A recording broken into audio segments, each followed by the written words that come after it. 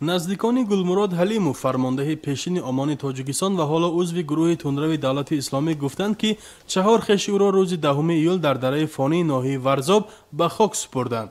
ба қавли онҳо, нирӯҳои интизомӣ субҳи барвақти душанбе ҷасади Фозил ва Султонмурод Ҳалимовҳо, бародарони Гулмурод Ҳалимов, Афзал Абдурашидов, фарзанди Хурсанд Ҳалимов ва Наим Раҳмонов додар арӯси Саидмурод Ҳалимовро ба дасти наздиконашон доданд. Бобомурод Меликов, имоми деҳаи дараи фонӣ, дар суҳбати бидуни микрофон ба Радиои Озодӣ гуфт, ки ҷасади 4 хеши Гулмурод Ҳалимов бидуни шустан ва намози ҷаноза ба хок супурда шуданд. бино ба иттилои манобеи расмӣ, ин афрод шаби 4 июли имсол дар як задухурд бо нирӯҳои интизомии Тоҷикистон дар ҳудуди деҳаи ибратии ноҳияи Восеи вилояти Хатлон кушта шуданд. дар ин ҳодиса Анвар Ҳусейнов, муовини сардори риёсати умури дохилии Душанбе, низ захмӣ шуд. наздикони Гулмурод Ҳалимов гуфтанд, ки тақдири 3 пайванди дигари онҳо, Али Ҳалимов, писари Султонмурод Ҳалимов, Комил Ҳалимов ва Назир Ҳалимов, бародарони Гулмурод, ҳанӯз маълум нест.